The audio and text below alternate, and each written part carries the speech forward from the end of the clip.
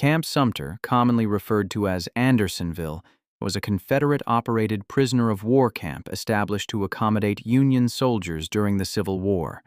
It was notoriously a dreadful place. Due to widespread disease, overcrowding, and exposure to harsh weather conditions, 13,000 men perished within its short 14-month duration. At its peak, more than 130 Union prisoners succumbed to death each day. Today, we will explore the experiences of those Union prisoners at Camp Sumter.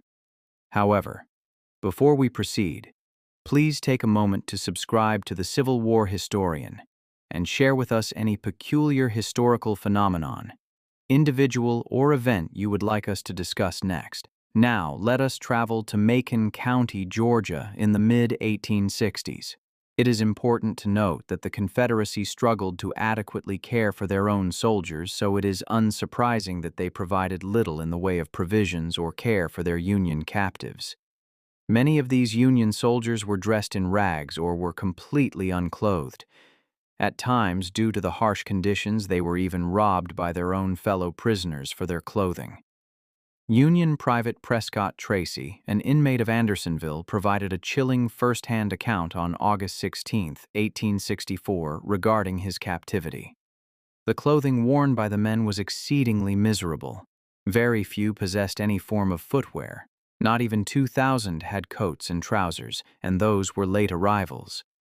More than half were indecently exposed, with many being entirely naked. These prisoners also lacked any form of protection from the elements, as Private Tracy recounted. Our only refuge from the sun, rain, and nighttime dew was what we could construct by draping our coats or scraps of blankets over ourselves, which only a few had, but generally there was no effort made to shield ourselves day or night. Attempting to escape from Andersonville became a common pastime among the prisoners, yet those who attempted it were seldom successful, and if they did manage to flee, the elements often claimed their lives. However, this did not deter a significant number of inmates from creating small groups that would consistently dig tunnels beneath the fort's walls in pursuit of freedom. The POWs worked at night, discreetly transporting the freshly excavated dirt in their pockets, allowing it to drop as they walked around the camp during the day, reminiscent of Andy Dufresne in Shawshank. Meanwhile, ill inmates would lie over the openings during daylight hours to prevent Confederate guards from uncovering their plans. The tunnel exits would lead towards the adjacent forest, roughly 50 feet from the walls.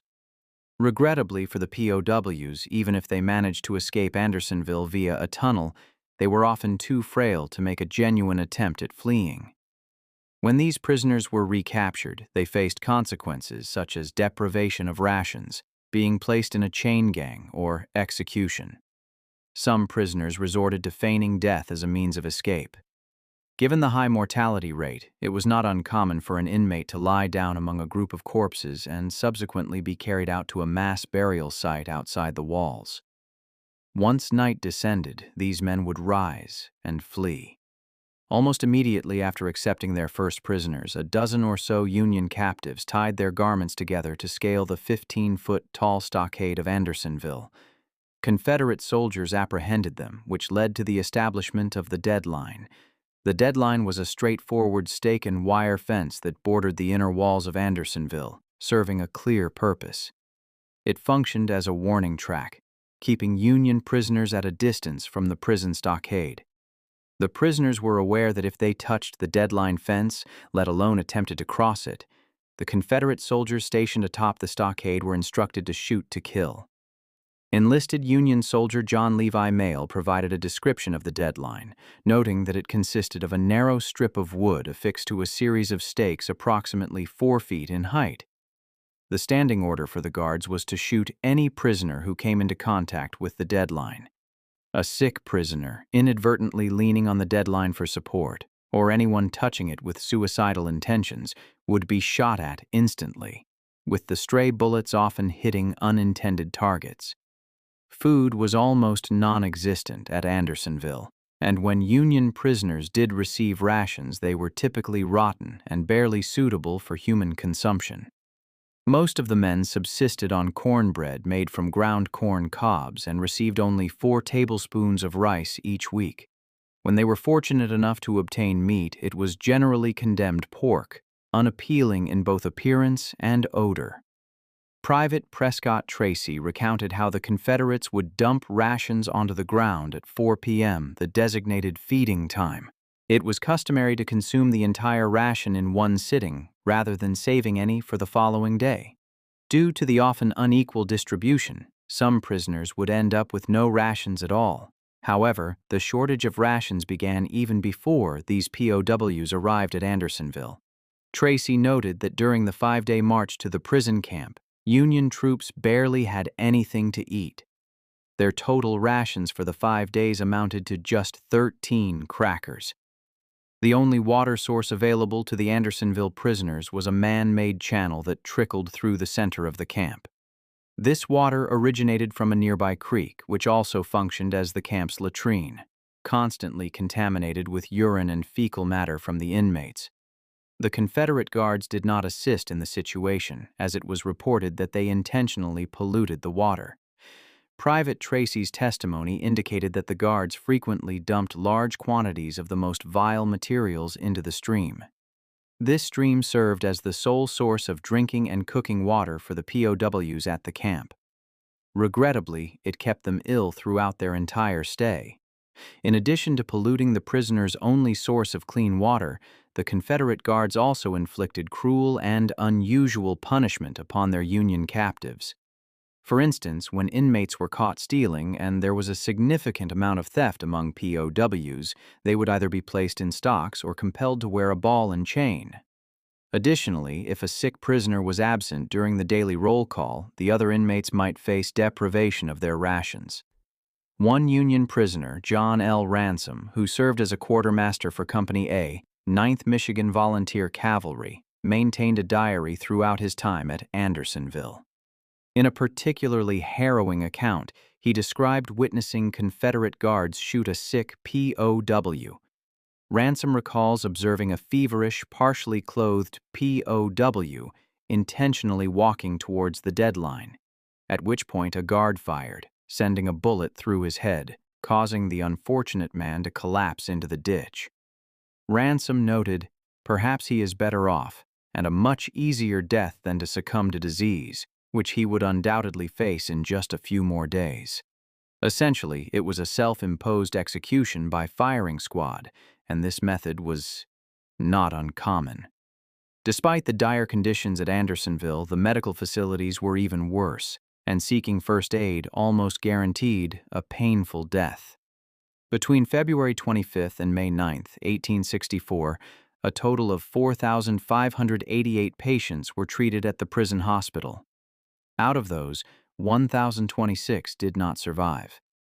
Private Tracy, who served as a clerk in the Andersonville hospital, reported, "I've seen 150 bodies awaiting transport to the dead house, to be interred alongside those who died in the hospital. The average number of deaths during the earlier months was 30 per day. By the time I departed, the average had risen to over 130, with one day recording 146 deaths. With more than 100 Union soldiers dying daily, the Confederacy struggled to manage the deceased.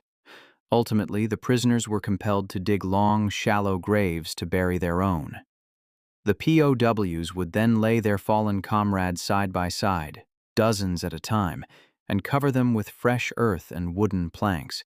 There were no coffins, no ceremonies, nothing." Private Tracy discusses the mass graves upon his arrival at Andersonville.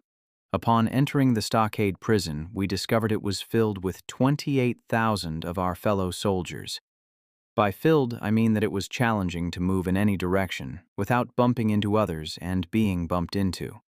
Statistically, the longer one remained within the confines of Andersonville, the higher the likelihood of death. However, the Confederates did present their prisoners with an option, albeit with a condition. The Confederate Army offered freedom and financial compensation to any Union soldier who pledged allegiance to the Confederacy. A tempting proposition indeed. Imagine living amidst filth, lacking clothing, food, and surrounded by disease and death. And the chance to escape all of this while leaving with money in your pocket? It was an obvious choice. Yet Union soldiers were of a different character. In one of Private Tracy's testimonies, he noted that none of his fellow Union soldiers accepted the offer. It would have been quite simple for these soldiers to feign allegiance to the Confederacy, walk away as free men, and return to the Union. However, their honor and loyalty to the United States had no limits. As the Civil War drew to a close, news and images of the horrors at Andersonville began to circulate, shocking the Northern populace.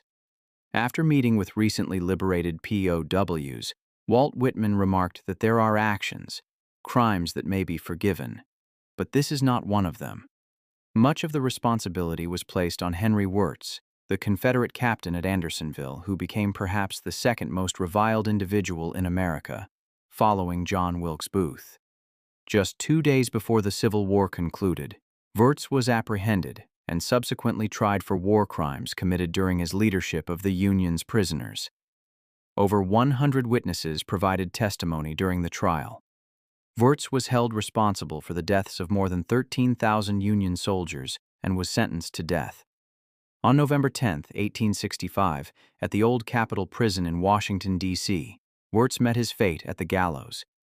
Just prior to his execution, Wirz remarked to the officer in charge, "I understand what orders are, Major. I am being executed for following them." Years later, some individuals from the South believed that Wirz was unjustly treated. After all, he claimed he was merely adhering to orders. Consequently, in 1908, the United Daughters of the Confederacy erected a monument in honor of Wirz, approximately 1 mile from the prison camp, to redeem his name from the negative connotations associated with it due to deep-seated bias. It remains one of the few Confederate monuments still in existence today. We are interested in your opinion.